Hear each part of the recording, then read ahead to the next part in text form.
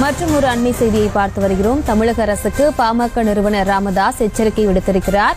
வடலூரில் வள்ளலார் பன்னாட்டு மையத்திற்கு அடிக்கல் நாட்டினால் போராட்டம் வெடிக்கும் என்று ராமதாஸ் எச்சரிக்கை விடுத்திருக்கிறார். அண்மை செய்தியாக பார்த்து வருகிறோம்.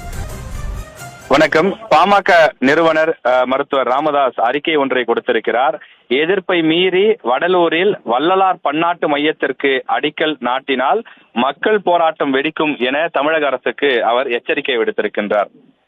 அது மட்டுமில்லாமல் அதற்கு மாறாக வடலூர் சத்தியஞான சபை பெருவெளியில் வள்ளலார் பன்னாட்டு மையத்தை அமைக்க அரசு முயன்றால் அதற்கு எதிராக மக்களை திரட்டி மாபெரும் போராட்டத்தை பாமக முன்னெடுக்கும் எனவும் கட்சியின் நிறுவனர் ராமதாஸ் தன்னுடைய அறிக்கையிலே வெளியிட்டிருக்கின்றார்.